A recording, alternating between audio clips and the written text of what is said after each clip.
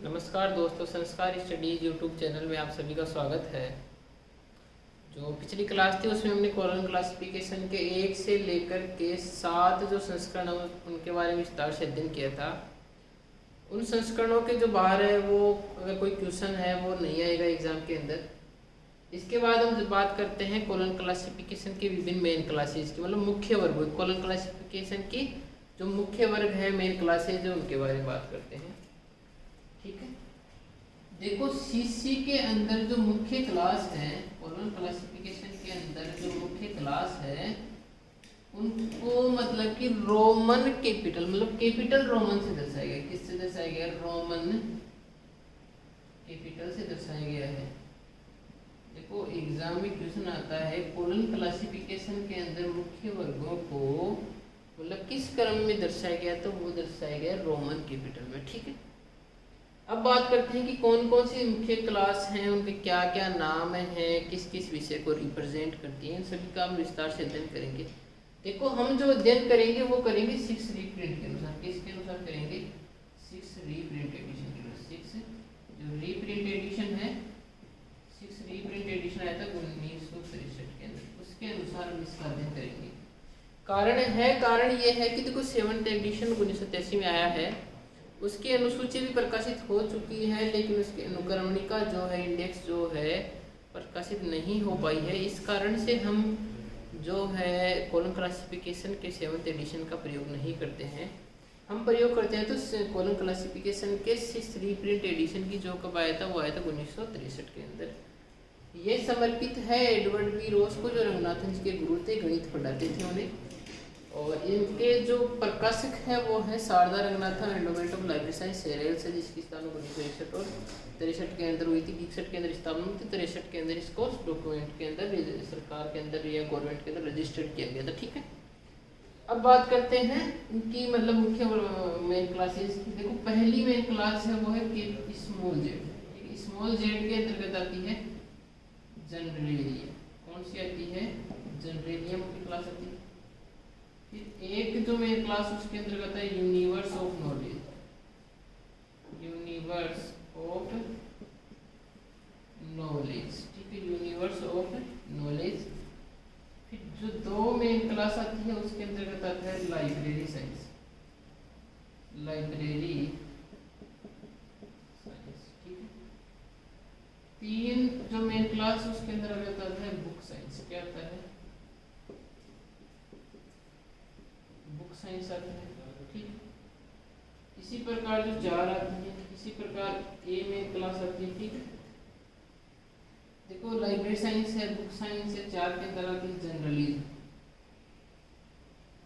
क्या आती है? जर्नलिज्म आती है। ए जो मेन क्लास है उसके अंतर्गत आती है नेचुरल साइंस। क्या आती है? Natural science. ठीक है, नेचुरल साइंस आती है। एक्स के अंतर्गत क्या आती है? एक्स के अंतर्गत आती है मैथमेटिकल साइंस। क्या आती है? Mathematical science. ठीक है, देखो मैथमेटिक्स अलग है, मैथमेटिकल साइंस अलग है। बी के अंदर आता है मैथमेटिक्स। क्या आता है?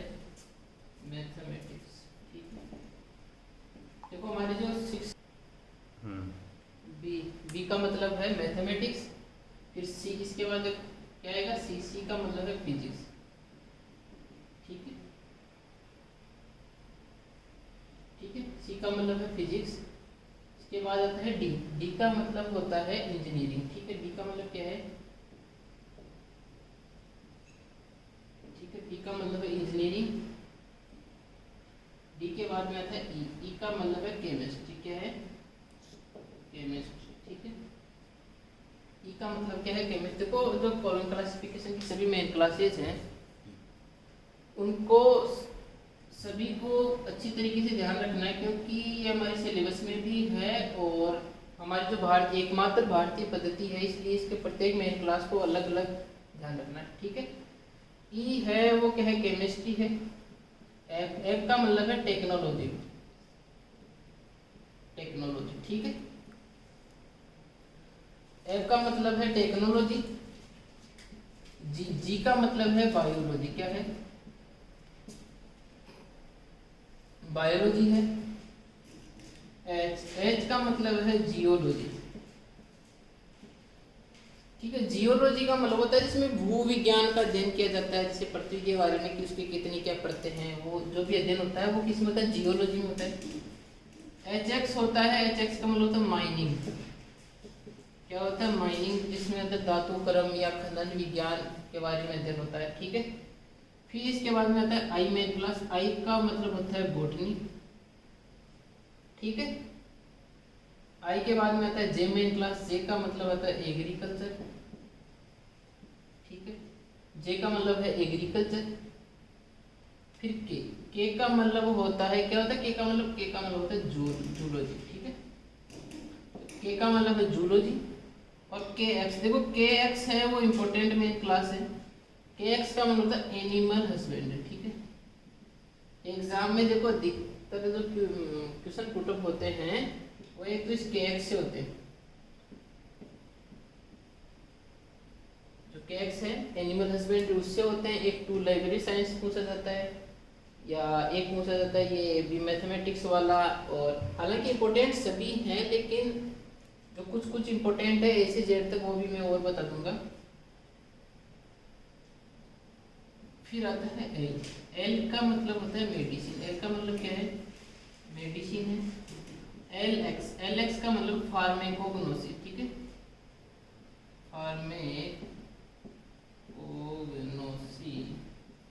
फार्मेकोग्नोसी का मतलब होता है एल एक्स। फिर इसके बाद में आता है एम ए क्लास आती है। एम होता है, एम का मतलब होता है यूजफुल आर्ट। ठीक है, क्या होता है, यूजफुल आर्ट। फिर आती है एम के बाद में आती है मेन क्लास आती है डेल्टा। ठीक है, डेल्टा का होता है स्पिरिचुअल एक्सपीरियंस।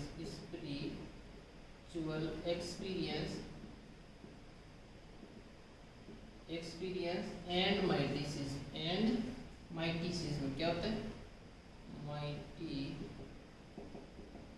ठीक है, माइटिसिज्म इस मतलब आध्यात्मिक और धार्मिकता के बारे में जो भी अध्ययन होता है वो किसके अंतर्गत आता है, डेल्टा के अंदर। इसके बाद आता है एम जेड। किसके बारे में बात करते हैं, एम जेड के बारे में बात करते हैं। एम जेड के अंतर्गत आता है humanities and social science. Humanities and social science. ठीक है, social science, humanities and social. फिर एम जेड एक होता है, उसके अंतर्गत आता है ह्यूमैनिटीज। ठीक है, ह्यूमैनिटीज। ठीक है, ये तीन जो लगातार जो ये चार मेन क्लास हैं वो याद रखनी है। एन का मतलब होता है फाइन आर्ट। तो एग्जाम में क्वेश्चन आता है तो अधिकतर डेल्टा का क्वेश्चन आता है, क्योंकि अभी हमको पूछे कि आई और के भी मध्य में कौन सी मेन क्लास आएगी। तो देखो आई के बाद जे के ए बी सी डी सबको याद है, तो आई के बाद जे आता है, जे के बाद क्या आता है, तो सब बता देंगे कि आई और के बीच में जे। लेकिन अगर ये पूछे कि डेल्टा मेन क्लास है वो किन मुख्य वर्गों के मध्य में स्थित है, तो वो है एम और एन के मध्य। अब बात करें तो एम और एन, देखो एम और एन में भी सबसे बड़ा कंफ्यूज होता है। देखो यूजफुल आर्ट, फाइन आर्ट, दोनों में आर्ट आ रहा है, इसमें यूजफुल है, इसमें फाइन है, तो बहुत कंफ्यूज होता है कि कई बार क्या होता है एम को हम फाइन आर्ट पढ़ लेते हैं या एन को यूजफुल आर्ट पढ़ लेते हैं। तो इनका कंफ्यूजन निकाल लेना है। देखो फाइन आर्ट, फाइन के अंदर एन आ रहा है ना, तो ये फाइन वाला एन वाला किस में जाएगा, एन वाले में। तो एन का मतलब होता है फाइन आर्ट। ठीक है, गौर करना है इस बात पर। एन का मतलब है फाइन आर्ट, जिसमें एन आ रहा है वो एन को रिप्रेजेंट करेगा। अब इसके अंतर्गत एन वैन कुछ है नहीं, इसलिए यूजफुल आर्ट किस में चला जाएगा, एन के अंदर। ये एक याद रखने की ट्रिक है, बाकी वैसे कोई इसमें कोई ये सिद्धांत नहीं दिया गया है, मतलब मैं याद कराने के तरीके से बता रहा हूँ, क्योंकि एग्जाम में अधिकतर जो कंफ्यूज होता है वो एम और एन के अंदर होता है। क्योंकि इसके अंदर यूजफुल आर्ट आती है, इनमें फाइन आर्ट आती है। जिसमें एन आ रहा है उसको फाइन आर्ट से रिप्रेजेंट करेंगे। एम के अंदर एन नहीं है ना, यूजफुल आर्ट में कोई एन नहीं, इसके लिए इसको एम के। और एम और एन के मध्य कौन सी मेन क्लास आती है, वो आती है डेल्टा। डेल्टा का है स्पिरिचुअल एक्सपीरियंस एंड माइटिसिज्म आती है। अभी जो 29 दिसंबर वाला एग्जाम होता है उसमें शायद पूछा गया था कि जो डेल्टा मेन क्लास है वो किन मुख्य वर्गों के मध्य में आती है, तो किन मुख्य वर्गों के मध्य में आती है, एम और एन के मध्य। ठीक है, फिर इसके बाद बात करते हैं ओ मेन क्लास की। ओ को बोलते हैं लिटरेचर। देखो ओ मेन क्लास, उसके बारे में विस्तार से अध्ययन करेंगे। ओ का मतलब होता है लिटरेचर। पी का मतलब होता है लिंग्विस्टिक्स। एग्जाम में देखो गौर करने की बात है इस पी के बारे में। सबसे बड़ी बात तो यह है कि अधिकांश स्टूडेंट क्या करते हैं, पी को क्या पढ़ते हैं, लैंग्वेज पढ़ते हैं, जो कि गलत है। पी को मत, पी का जो मेन क्लास का मतलब वो लिंग्विस्टिक्स है, ये ध्यान रखना है। वहाँ पे आपको ऑप्शन में लैंग्वेज भी मिलेगा, लिंग्विस्टिक भी मिलेगा। स्टूडेंट पहले देखेंगे, देखते ही लैंग्वेज को टिक कर देंगे, लेकिन ऐसा नहीं करना है आपको। पी के अंदर क्या आती है, लिंग्विस्टिक्स आती है। क्यू में क्या आती है, रिलीजन आती है, रिलीजन, ठीक है। क्यू में आती है रिलीजन, इसके बाद आती है आर केवल आर में आती है फिलोसॉफी। आर के अंदर क्या आता है, फिलोसॉफी। एस के अंदर क्या आता है, साइकोलॉजी। क्या आता है, साइकोलॉजी, ठीक है, साइकोलॉजी। टी के अंदर आता है एजुकेशन, एजुकेशन, ठीक है। फिर यू के अंदर क्या आता है, यू के अंदर आता है ज्योग्राफी।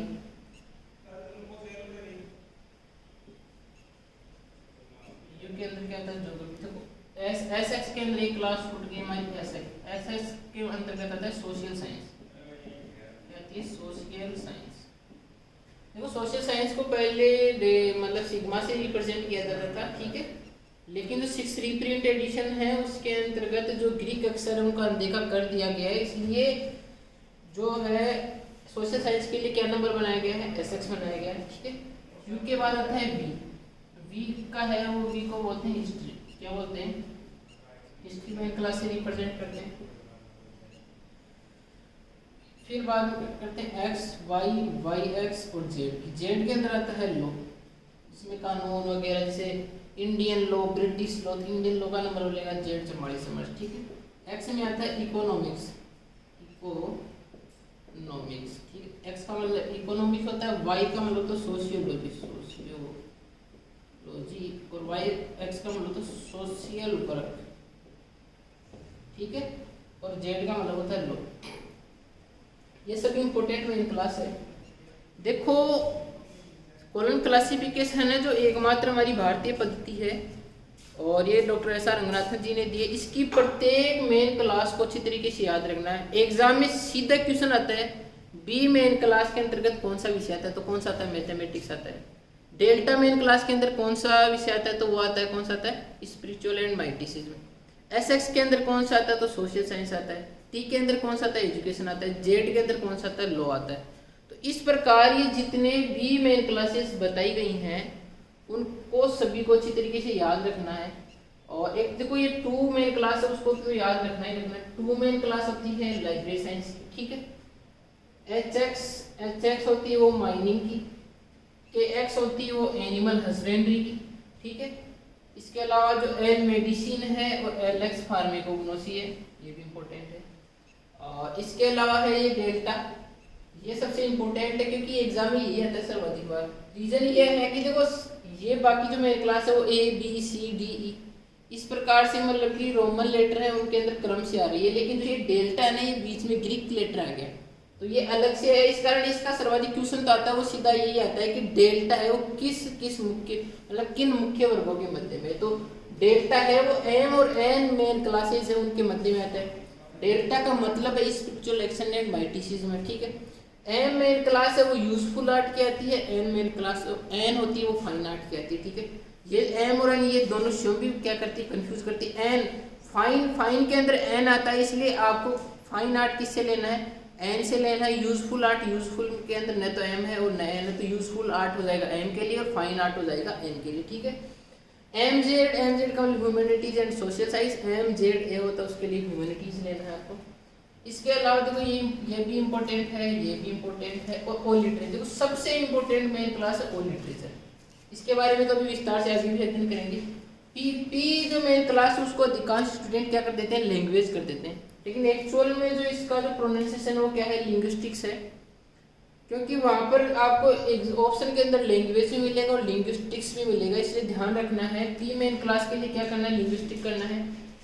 क्यों होता है, क्यों रिलीजन है, आर्ट, फिलोसॉफी, साइकोलॉजी, देखो एक टी वाला भी इम्पोर्टेंट है। यू ज्योग्राफी, बी हिस्ट्री वाला भी इम्पोर्टेंट है, बी इंडियन हिस्ट्री, जेड ये भी इम्पोर्टेंट है। बाकी देखो इम्पोर्टेंट सभी हैं, याद सारे करने हैं, एग्जाम में क्वेश्चन कहीं से पुटअप हो सकता है, लेकिन कुछ तो बहुत यानी मेन सर्वाधिक इम्पोर्टेंट है, उनके बारे में मैंने बता दिया। Library science, pharmacognosy, animal husbandry, mining, spiritual experience, mysticism, useful art, fine art, और ये है लिटरेचर, लिंग्विस्टिक और एजुकेशन, हिस्ट्री और लॉ।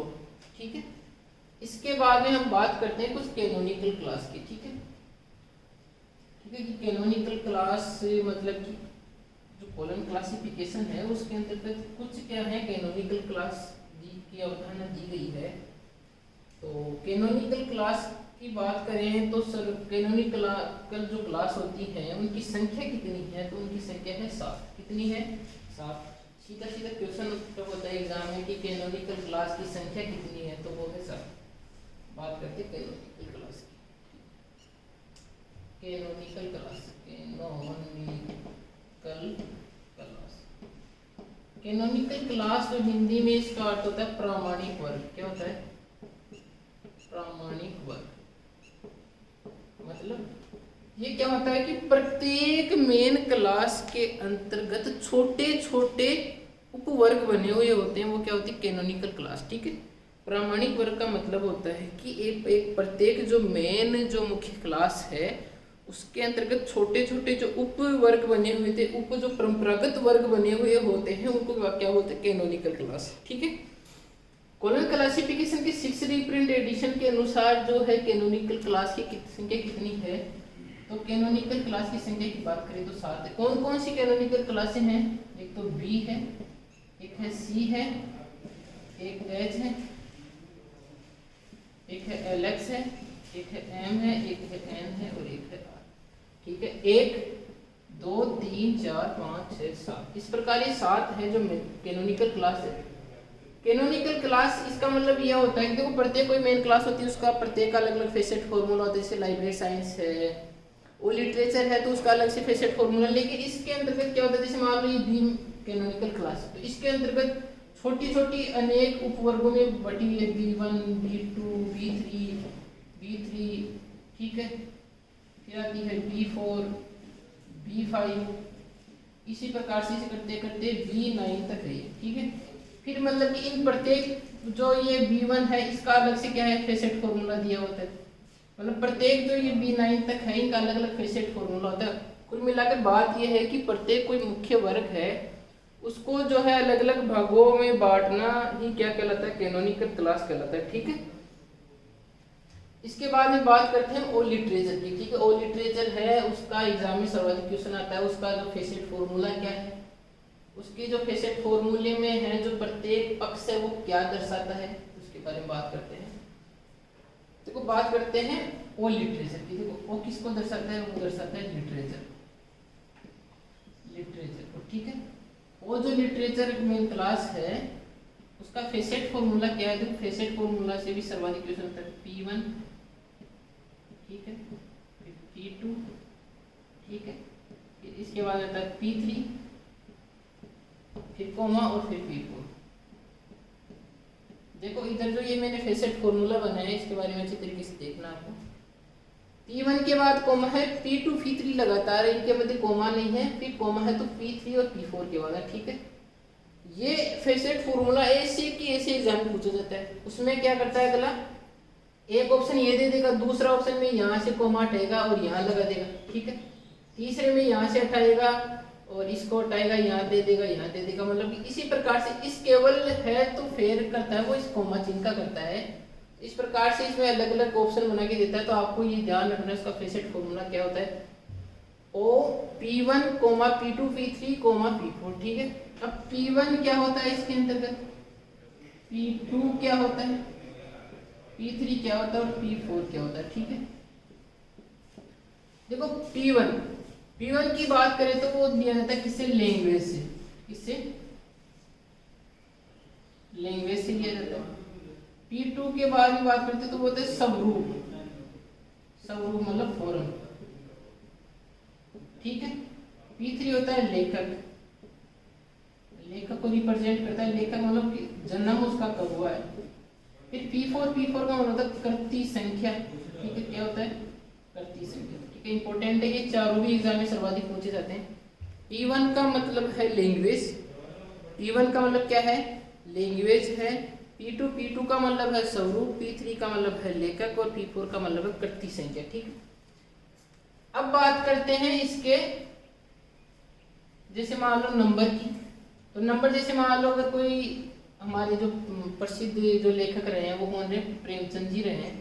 उनका जैसे मान लो एक उपन्यास है, क्या है उपन्यास का नाम है जैसे गोदान है। तो और प्रेमचंद जी का जन्म है वो कब हुआ, 1880 के अंदर हुआ। तो उसका नंबर कैसे बनाएंगे, देखो गोदान है वो प्रेमचंद जी किसके मतलब किस विषय के मतलब किस कौन सी लैंग्वेज से बिलोंग करते हैं, वो करते हैं हिंदी से। ठीक है, और लिटरेचर साहित्य जाहिर सी बात गोदान किस में जाएगा, साहित्य में जाएगा। लिटरेचर के अंतर्गत आएगा तो उसका नंबर बनेगा हिंदी। देखो लैंग्वेज सबसे पहले क्या लेना पड़ेगा हमें, लैंग्वेज। तो लैंग्वेज के लिए हमें लैंग्वेज आइसोलेट में जाना पड़ेगा। लैंग्वेज आइसोलेट में गोदान है वो कौन सी भाषा की रचना है, वो हिंदी की रचना है। तो हिंदी के लिए 152 नंबर होता है, अंग्रेजी के लिए 111 होता है। दोनों को जो अच्छी तरीके से याद रख लेना, हिंदी के लिए 152 नंबर होता है। ठीक है, इसके बाद कोमा लगाएंगे। P2 की बात करेंगे स्वरूप। देखो गोदान क्या है ये गोदान नोवेल है, मतलब उपन्यास, उपन्यास में इंग्लिश में बोलते हैं नोवेल। तो देखो एक जो स्वरूप पक्ष है उसके अंतर्गत एक का तो होता है पोइट्री, क्या होता है पोइट्री। दो का मतलब होता है ड्रामा, और तीन का मतलब होता है फिक्शन। ठीक है, फिक्शन है या नोवेल। ये भी नंबर है अधिकतर एग्जाम में पूछे जाते हैं कि ओ लिटरेचर के स्वरूप पक्ष में या P2 पक्ष के अंतर्गत एक का मतलब क्या होता है, दो का मतलब क्या होता है, पोइट्री ड्रामा फिक्शन। इसे इसकी शॉर्ट ट्रिक बना लेना PDF। क्या बना लेना है आपको, PDF है पोइट्री ड्रामा फिक्शन 1 2 3। ठीक है, तो ये क्या है हमारे पास उपन्यास है, नोवेल है। तो नोवेल का नंबर बनाएंगे हम 3। ठीक है, उनका जन्म देखो लेखक लेंगे P3 के अंदर, P3 यहाँ है। तो P3 देखो जन्म हुआ 1880 में। देखो जो इसके लिए हम किस में जाना पड़ेगा, टाइम आइसोलेट में जाना पड़ेगा। तो टाइम आइसोलेट में जो एम होती है, एम जो टाइम आइसोलेट होता है उसमें 1800 से लेकर के 1899 तक का जो है अध्ययन किया जाता है। फिर एन होता है, एन में 1900 से लेकर के 1999 तक का अध्ययन होता है। फिर ओ नहीं होता है, ओ के बाद में होता है पी में 2000 से लेकर के 2099 तक का अध्ययन होता है। इस प्रकार से क्या कुछ टाइम आइसोलेट चलते हैं। टाइम आइसोलेट के बारे में विस्तार से अध्ययन करेंगे। एम देखो 1880 है वो किस में आएगा, इसी में आएगा, एम में आएगा। इसको रिप्रेजेंट करने का तरीका होता है M80 से। कितने से, M80 से। मतलब लेखक का जन्म कब हुआ है, 1880 के अंदर हुआ है। ठीक है, इसके बाद बात करते हैं कृति संख्या। जैसे मान लो इसकी कृति संख्या मैंने दे दी कि कृति संख्या 15 है। तो कृति संख्या ज्ञात करने का भी एक तरीका है, वो है कि जैसे मान लो अगर कृति संख्या 15 है यहाँ पर दे दी तो कोई दिक्कत नहीं है, इसी का निकाल लेते हैं। इसके अंदर देंगे हम 8 का भाग। किसका भाग देंगे, 8 का भाग देंगे। 8 का भाग दिया, 8 एकम 8। ठीक है, 15 में से 8 गए तो कितना बचा, 7 बचा। ठीक है, तो इस एक के अंदर एक जोड़ेंगे, क्या करेंगे +1 करेंगे तो कितना आएगा, 2 आएगा। इस 7 को इधर रखेंगे सीधा। ठीक है, तो कृति संख्या कितनी हो जाएगी, 27 हो जाएगी। ठीक है, तो यहाँ पर कृति संख्या लिखेंगे 27। ठीक है, इस प्रकार से वो लिटरेचर में नंबर बनाए जाते हैं। ठीक है, देखो ये तो है P1, ये है P2, ये है P3 और ये है P4। ठीक है, अब देखो क्वेश्चन किस किस प्रकार से पूछे जाते हैं एग्जाम के अंदर। एग्जाम में आपको सीधा ये पूछ सकता है कि ओ लिटरेचर के अंतर्गत जैसे मान लो कृति संख्या के बारे में पूछ सकता है कि 28वीं कृति को क्या नंबर दिया जाएगा। तो 28वीं कृति है तो उसको नंबर क्या देंगे, 28वीं कृति है उसको 8 का भाग देंगे। 8 का मार 8 16 8 3 24 बच गए कितने, 4। तो 3 के अंदर +1 किया कितना है, 4, और इसको 4, मतलब कृति संख्या कितनी हो जाएगी, 4 हो जाएगी। लेकिन जैसे मान लो कृति संख्या है 16 है, अब 16 के अंदर 8 का भाग दोगे तो 8 दूनी 16, क्या बचा, 0 बचा। इसके अंदर क्या होता है कि इस 8 को डायरेक्ट सीधा इसके इधर रखेंगे 28, तो कृति संख्या क्या देंगे, 28 देंगे। मतलब अगर एग्जाम में किसी भी प्रकार से आपको कृति संख्या क्वेश्चन पूछे तो आप इसी फॉर्मेट से आप इसका नंबर निकालें। ठीक है, 8 का जो फॉर्मेट है जो मैंने बताया उसके हिसाब से कृति संख्या निकालें। लेखक है वो कि लेखक का जन्म कब हुआ उससे निकालें। स्वरूप होता है कि वो क्या है, पोइट्री है, ड्रामा है, फिक्शन है, क्या है, तो उससे क्या लिया जाता है, लिया जाता है। P1 का मतलब होता है लैंग्वेज से, ठीक है। लैंग्वेज का मतलब होता है कि लेखक की रचना है वो कौन सी भाषा के अंदर लिखी हुई है, ठीक है। तो ये ओ लिटरेचर है, ओ लिटरेचर का फेसेट फॉर्मूला है ओ P1 comma P2 P3 comma P4, ठीक है। याद रखना अच्छी तरीके से। कर्ती संख्या कैसे निकाली जाती है, लेखक का जन्म से क्या होता है, लेखक को रिप्रेजेंट करते हैं। और ये कर्ती स्वरूप के अंदर पोइट्री, ड्रामा, फिक्शन 1 2 3 देते हैं। PDF इसका शॉर्ट ट्रिक है, पोइट्री, ड्रामा, फिक्शन। फिक्शन के अंदर नोवेल भी आ सकता है, ठीक है। इसके बाद बात करते हैं इसकी कॉमन आइसोलेट की, ठीक है।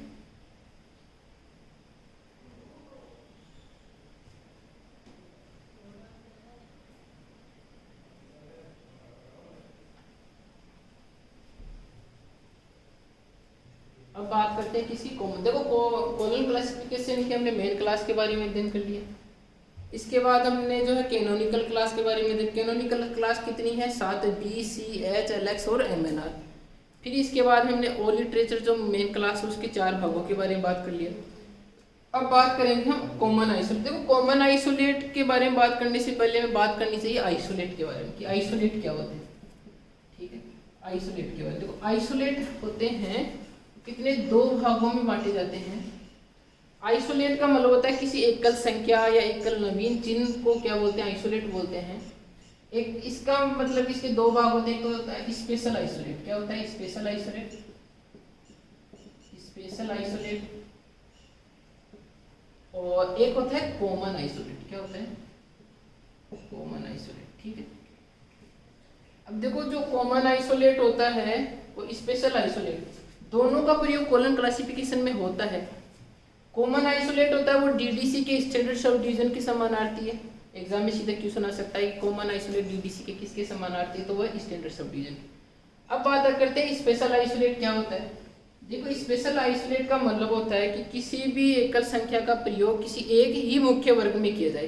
किसी एकल संख्या का प्रयोग या किसी आइसोलेट का प्रयोग किसी एक ही मुख्य वर्ग में किया जाए, मतलब उसका प्रयोग दूसरे मुख्य वर्ग में किया ही नहीं जाए।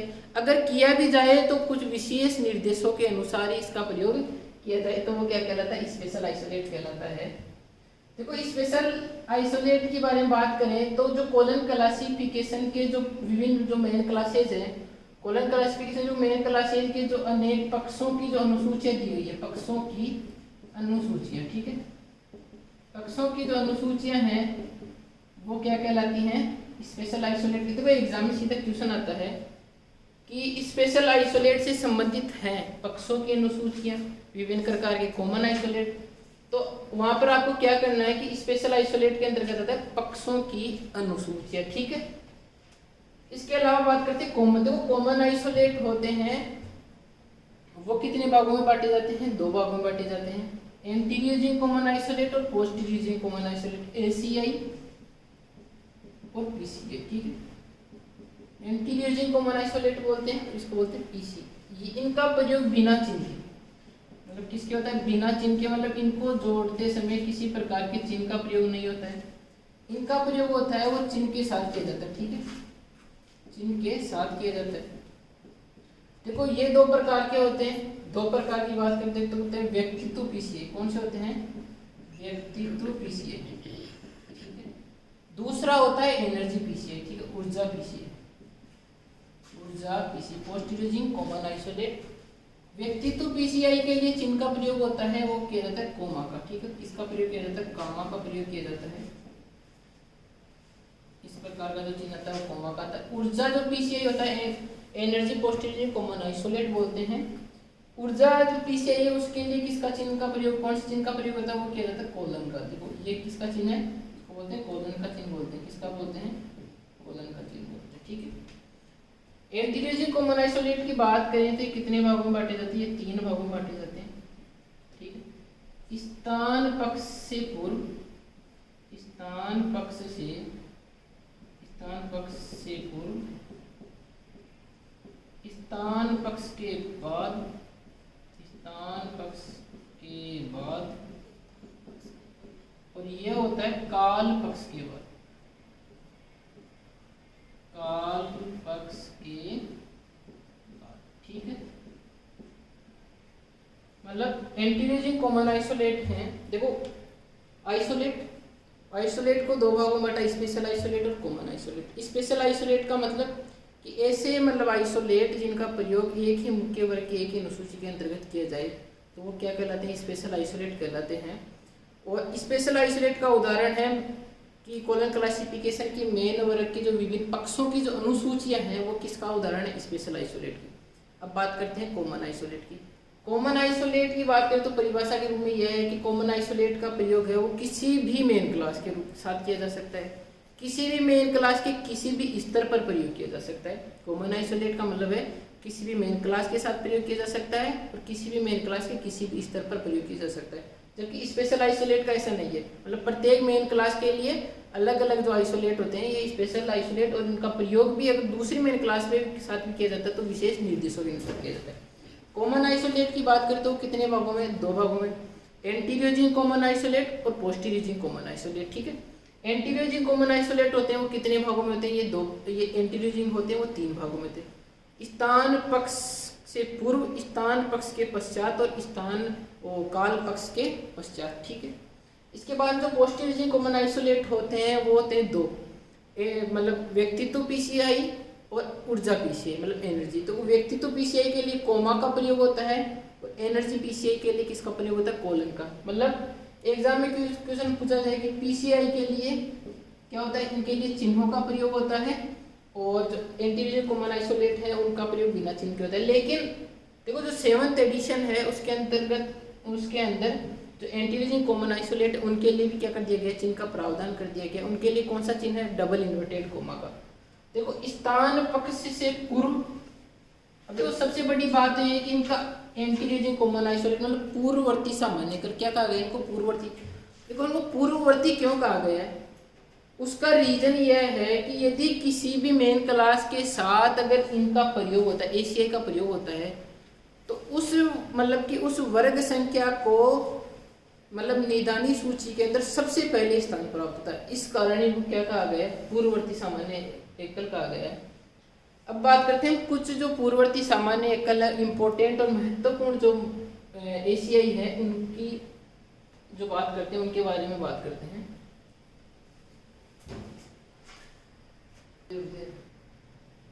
इसके बाद बात करते हैं एसीआई एंटीरियर कॉमन आइसोलेट। और एंटीरियर कॉमन आइसोलेट भी कौन से हैं, जो स्थान पक्ष के पूर्व, स्थान यहाँ लिखते हैं स्थान पक्ष के पूर्व, स्थान पक्ष के पूर्व, स्थान पक्ष के पूर्व जिनका उपयोग होता है इसे उनके बारे में बात करते हैं। देखो ए होता है, ए का होता है बिब्लियोग्राफी। क्या होता है, बिब्लियोग्राफी। ए होता है बिब्लियोग्राफी। ए के बाद होता है सी, ये सारे स्मॉल लेटर में। सी का मतलब होता है कॉन्कोर्डेंस, सी का मतलब होता है कॉन्कोर्डेंस। डी का मतलब होता है टेबल। ई का मतलब होता है फॉर्मूला। ई का मतलब होता है फॉर्मूला। ए का मतलब होता है एटलस। ठीक है, फिर इसके बाद बात करते हैं के की। देखो ये के स्मॉल वाला के है, के लिए आता है एनसाइक्लोपीडिया, एनसाइक्लोपीडिया एंड डिक्शनरी। ठीक है, एनसाइक्लोपीडिया एंड डिक्शनरी। फिर इसके बाद बात करते हैं एम के अंदर आता है पीरियोडिकल, एन के अंदर बात करते हैं, एन के अंदर आता है सीरियल। फिर इसके बाद बात करते हैं वी के अंदर आता है हिस्ट्री। वी के अंतर्गत क्या आता है, हिस्ट्री आता है। फिर आता है डब्ल्यू के अंतर्गत क्या आता है, डब्ल्यू के अंतर्गत आता है बायोग्राफी। क्या आता है, बायोग्राफी। ठीक है, डब्ल्यू के अंतर्गत आता है बायोग्राफी। और एक्स स्मॉल एक्स के अंतर्गत क्या आता है, वर्क्स। ठीक है, इसके अलावा और भी कुछ कॉमन आइसोलेट हैं, वो है एक होता है Y1। Y1 का मतलब होता है program of instruction, program of program of instruction, ठीक है। इसके अलावा होता है Y2, Y2 का मतलब होता है सिलेबस, फिर होता है Y3 होता है सिनॉप्सिस,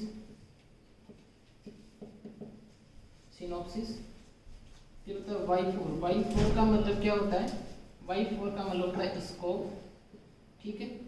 फिर इसके बाद Y7 का होता है केस स्टडी, क्या होता है केस स्टडी, ठीक है। Y8 का मतलब डाइजेस्ट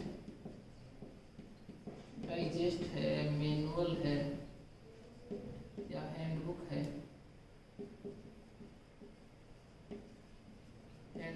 ये सभी आते हैं। इसके अलावा होता है इसके अंदर एक होता है AM का मतलब समाचार सार, इसके अंदर क्या आते हैं समाचार सार आते हैं, इंग्लिश में बोलते हैं न्यूज एब्स्ट्रैक्ट, ठीक है। देखो अगर डीपली क्वेश्चन पढ़ेगा तो इन्हीं में से पढ़ता है हमेशा। इसके बाद बात करते हैं स्थान पक्ष के पश्चात, देखो दूसरे वाले होते हैं स्थान, देखो ये तो स्थान पक्ष से पूर्व है, स्थान पक्ष के पश्चात पीछे, इसके अंतर्गत है वो दो ही पीछे आते हैं, एक तो होता है R और एक होता है S, ठीक है। एक तो होता है R और एक होता है S, ठीक है। ये स्मॉल वाला S है। R का मतलब होता है प्रशासनिक रिपोर्ट, क्या होता है प्रशासनिक रिपोर्ट, ठीक है। ये होता है R का मतलब, और ये होता है सामयिक सांख्यिक, S का मतलब होता है सामयिक सांख्यिक, ठीक है। आज तक देखो इसके बाद में जो है वो आता है काल पक्ष के बाद, ये भी इम्पोर्टेंट नहीं है।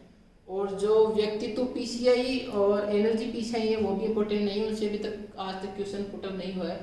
क्वेश्चन आता है तो इन्हीं के अंदर से आता है, और जो क्वेश्चन पड़ेगा वो डीप वाला जो क्वेश्चन माना जाता है वो इन्हीं का माना जाता है। इनको अच्छी तरीके से याद कर लेना है आपको। अब देखो सबसे बड़ी बात है कि इनका यूज कैसे होता है। जैसे मान लो सपोज डेट बात करें हम, जैसे इंग्लिश डिक्शनरी होता है, या मतलब कि हिंदी डिक्शनरी मान लो, या डिक्शनरी ऑफ लाइब्रेरी साइंस मान लो। जैसे मान लो एग्जांपल के तौर पर ले लो डिक्शनरी ऑफ लाइब्रेरी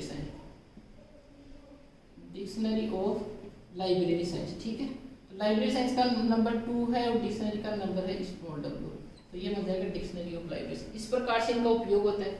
इनका उपयोग बिना चिन्ह के होता है। देखो दोबारा से हमें देखना है, ए का मतलब बिब्लियोग्राफी, सी का मतलब होता है कॉन्कोर्डेंस, डी का मतलब होता है टेबल, ठीक है। टेबल के बाद ई का मतलब होता है फॉर्मूला, एफ का मतलब होता है A+, ठीक है। के होता है, के का मतलब होता है एनसाइक्लोपीडिया, एम का मतलब पीरियोडिकल, एन का मतलब होता है सीरियल पब्लिकेशन, ठीक है।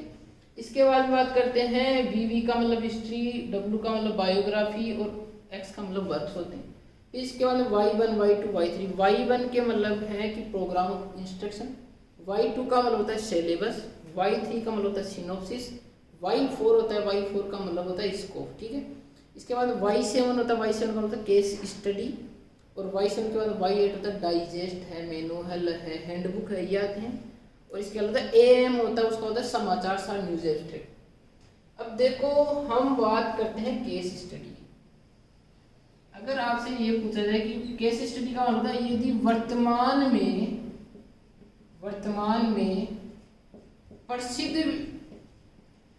प्रसिद्ध कोई व्यक्ति है, प्रसिद्ध व्यक्ति की जीवनी का मतलब होता है बायोग्राफी बोलते हैं उसको, तो हमेशा केस स्टडी में रहता है। अगर एग्जाम में सीधे क्वेश्चन पुटअप हो कि बायोग्राफी के लिए कौन सा कॉमन आइसोलेट यूज होता है, तो बायोग्राफी के लिए कॉमन आइसोलेट आता है तो वो W।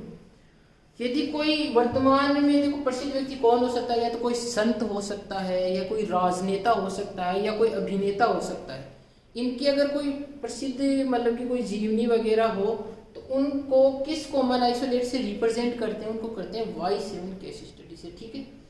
ध्यान से देख लेना है क्योंकि एग्जाम में सीधा क्वेश्चन आता है, वहाँ पर W बायोग्राफी वाला कर देते हैं कि किसी प्रसिद्ध संत या राजनेता की बायोग्राफी के लिए कौन सा कॉमन आइसोलेट यूज करते हैं, तो वहाँ पर W भी ऑप्शन मिलेगा और Y7 मिलेगा, तो वहाँ पर करना है Y7 के अंदर बायोग्राफी शब्द नहीं है, लेकिन ये जो केस स्टडी इसका मतलब यही होता है कि किसी वर्तमान में प्रसिद्ध व्यक्ति की जीवनी किसके अंतर्गत आती है, Y7 के अंतर्गत आती है। अगर कोई वर्तमान में प्रसिद्ध नहीं है और उसके अलावा कोई भी जीवनी हो तो वो किसके अंतर्गत आती है, डब्लू। तो दोस्तों इन सभी जो मैंने कॉमन आइसोलेट बताए हैं उनको आपको अच्छी तरीके से याद रखना है। एग्जाम में अगर किसी भी प्रकार से इनसे कोई क्वेश्चन आएगा कॉमन आइसोलेट तो इससे बाहर नहीं आएगा, और जो भी क्वेश्चन आए वो जहाँ तक मुझे उम्मीद है आप सही करोगे। तो आज की क्लास के लिए इतना ही, धन्यवाद दोस्तों।